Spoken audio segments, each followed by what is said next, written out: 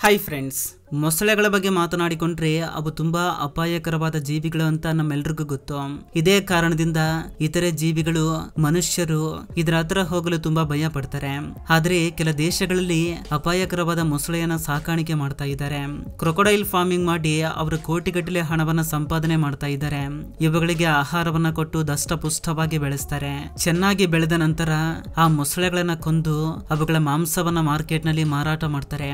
ಇಷ್ಟೇ ಅಲ್ಲದೆ ಅವುಗಳ ಚರ್ಮದಿಂದ ಲಕ್ಸುರಿಯಸ್ ಐಟಮ್ಸ್ ಗಳನ್ನ ತಯಾರಿಸ್ತಾರೆ.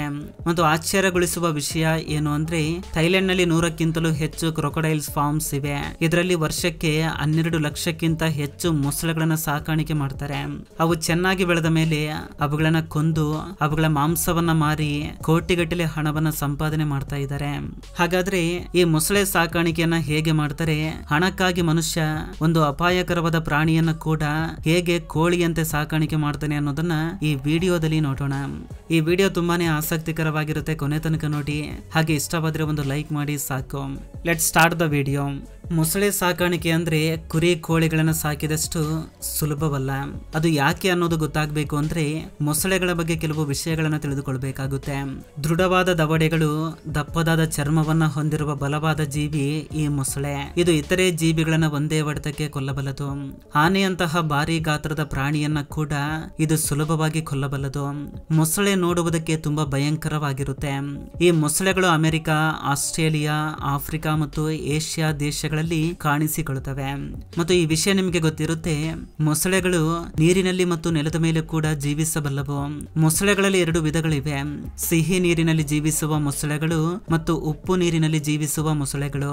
ಇವುಗಳ ಗಾತ್ರದ ಬಗ್ಗೆ ಮಾತನಾಡಿಕೊಂಡ್ರೆ ಇವು 5 ರಿಂದ 7 ಮೀಟರ್ನಷ್ಟು ಉದ್ದದವರೆಗೂ ಬೆಳೆಯುತ್ತವೆ. ಒಂದು ಮೊಸಳೆ ಸರಿಸುಮಾರು 1000 ದಿಂದ 1500 ಕೆಜಿಯವರೆಗೂ ಬೆಳೆಯಬಲ್ಲದು. ಇವುಗಳ ಭಾರಿ ತೂಕದಿಂದಲೇ ಇವುಗಳನ್ನ ಸಾಕಾಣಿಕೆ ಮಾಡಿ ಇವುಗಳ ಮಾಂಸವನ್ನ ಮಾರ್ಕೆಟ್ ನಲ್ಲಿ ಮಾರಾಟ ಮಾಡ್ತಾರೆ.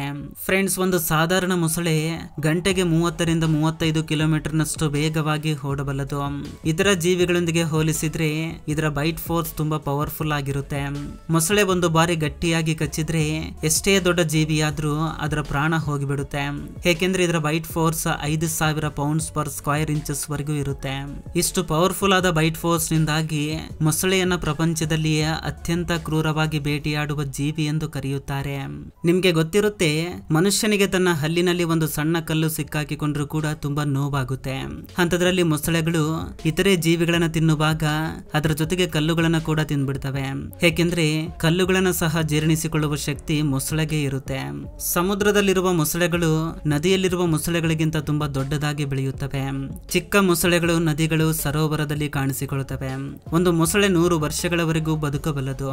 ಆದ್ರೆ ಮನುಷ್ಯನಿಂದಾಗಿ ಅವು ಹೆಚ್ಚು ದಿನ ಜೀವಿಸದೆ ಪ್ರಾಣವನ್ನ ಕಳೆದುಕೊಳ್ತಾ ಇದ್ದಾವೆ. ಇವುಗಳ ಮಾಂಸಕ್ಕಾಗಿ ಇವುಗಳನ್ನ ಚಿಕ್ಕ ವಯಸ್ಸಿನಲ್ಲಿ ಕೊಲ್ಲುತ್ತಿದ್ದಾರೆ. ಮೊಸಳೆಯ ಬೈಟ್ ಫೋರ್ಸ್ ಎಷ್ಟು ಪವರ್ಫುಲ್ ಆಗಿರುತ್ತೆ ಅನ್ನೋದು ಗೊತ್ತಿದ್ರು ಕೂಡ ಕೆಲವು ದೇಶಗಳಲ್ಲಿ ಇವುಗಳನ್ನ ಸಾಕಾಣಿಕೆ ಮಾಡ್ತಾ ಇದ್ದಾರೆ. ಅಮೆರಿಕ, ಆಸ್ಟ್ರೇಲಿಯಾದಂತಹ ದೇಶಗಳಲ್ಲಿ ಕೂಡ ಈ ಕ್ರೊಕೊಡೈಲ್ ಫಾರ್ಮಿಂಗ್ ಮಾಡ್ತಾ ಇದ್ದಾರೆ. ಇನ್ನು ಥೈಲ್ಯಾಂಡ್ ನಲ್ಲಂತೂ ಭಾರಿ ಸಂಖ್ಯೆಯಲ್ಲಿ ಕ್ರೊಕೊಡೈಲ್ ಫಾರ್ಮಿಂಗ್ ಮಾಡಿ ಸ್ಕಿನ್ ಪ್ರಾಡಕ್ಟ್ಸ್ ನ ತಯಾರಿಸುವುದು, ಮಾಂಸ ಮಾರಾಟ ಮಾಡುವುದನ್ನ ಮಾಡ್ತಾರೆ. ಮೊಸಳೆ ಸಾಕಾಣಿಕೆ ಮಾಡಲು ಮೊದಲನೇದಾಗಿ ಮೊಸಳೆಯ ಮೊಟ್ಟೆಗಳನ್ನ ಸುರಕ್ಷಿತವಾದ ಪ್ರದೇಶದಲ್ಲಿ ಇರಿಸಬೇಕಾಗುತ್ತೆ. ಒಂದೇ ಒಂದು ಮೊಸಳೆಯ ಮೊಟ್ಟೆ ಹಾಳಾದ್ರೂ ಕೂಡ ತುಂಬಾ ದೊಡ್ಡ ನಷ್ಟ ಉಂಟಾಗುತ್ತೆ. ಏಕೆಂದ್ರೆ ಒಂದು ಹೆಣ್ಣು ಮೊಸಳೆ ಒಂದು ಬಾರಿಗೆ ಕೇವಲ 10 ರಿಂದ 25 ಮೊಟ್ಟೆಗಳನ್ನ ಮಾತ್ರ ಇಡುತ್ತೆ. ಹೆಣ್ಣು ಮೊಸಳೆ ಮೊಟ್ಟೆಗಳನ್ನ ಇಟ್ಟ ನಂತರ ಸುಮಾರು 80 ದಿನಗಳವರೆಗೂ ಇನ್ಕ್ಯುಬೇಟ್ ಮಾಡ್ತಾರೆ. ಈ ಇನ್ಕ್ಯುಬೇಟ್ ಯಾವ ರೀತಿಯ ಪ್ರೋಸೆಸ್ ಅಂದ್ರೆ, ಇದರಲ್ಲಿ ಪ್ರಾಣಿಗಳ ಮೊಟ್ಟೆಗಳು ತುಂಬಾ ವೇಗವಾಗಿ ಅಭಿವೃದ್ಧಿಯಾಗುವಂತೆ ಮಾಡಿ ಮೊಟ್ಟೆಗಳಲ್ಲಿರುವ ಮರಿಗಳು ಬೇಗನೆ ಹೊರಬರುವಂತೆ ಮಾಡ್ತಾರೆ. ಮೊಟ್ಟೆಗಳಿಂದ ಮರಿ ಹೊರಬಂದ ನಂತರ ಈ ಚಿಕ್ಕ ಚಿಕ್ಕ ಮೊಸಳೆಗಳನ್ನ ನೀರಿನಲ್ಲಿ ಬಿಡ್ತಾರೆ. ನೀವು ಈ ವಿಡಿಯೋದಲ್ಲಿ ಇವುಗಳ ಸಂಖ್ಯೆಯನ್ನ ನೋಡಿ ಜಸ್ಟ್ ಆಲೋಚನೆ ಮಾಡಿ ಎಷ್ಟು ಭಾರಿ ಸಂಖ್ಯೆಯಲ್ಲಿ ಸಾಕಾಣಿಕೆ ಮಾಡ್ತಾ ಇದ್ದಾರೆ ಅಂತ. ಕ್ರೊಕೊಡೈಲ್ ಫಾರ್ಮಿಂಗ್ಸ್ ನಲ್ಲಿ ಇವುಗಳನ್ನ ಚೆನ್ನಾಗಿ ಸಾಕಾಣಿಕೆ ಮಾಡ್ತಾರೆ.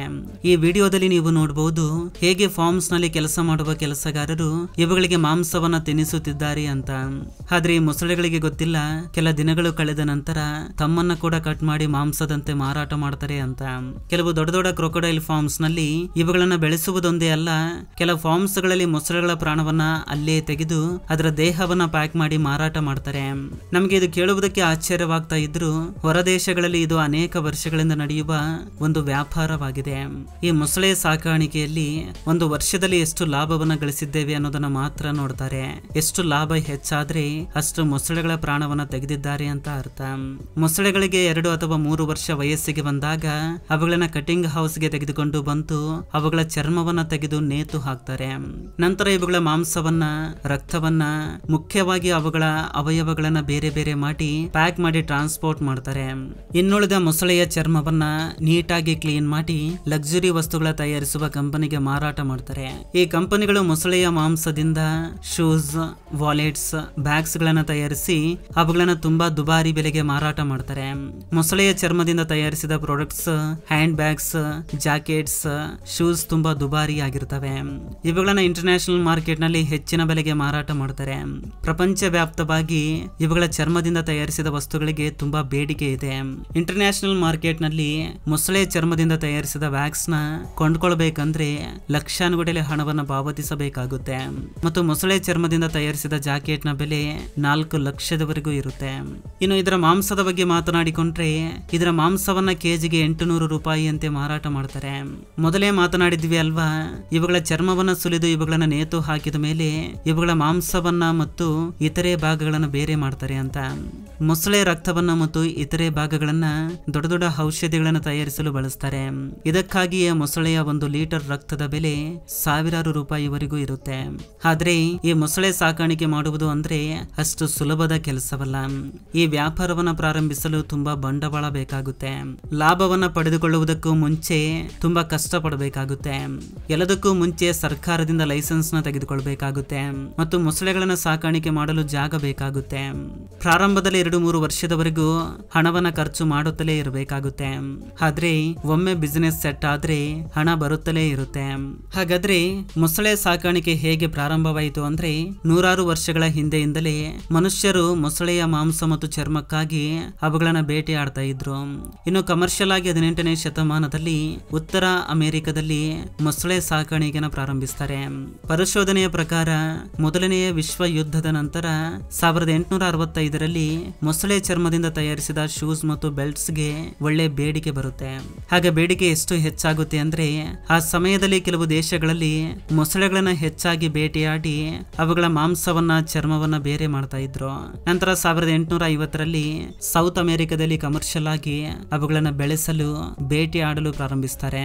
ಇನ್ನು 2ನೇ ವಿಶ್ವ ಯುದ್ಧದ ನಂತರ ಇವುಗಳ ಮಾಂಸಕ್ಕೆ, ಚರ್ಮಕ್ಕೆ ಇನ್ನು ವಿಪರೀತವಾದ ಬೇಡಿಕೆ ಬರುತ್ತೆ.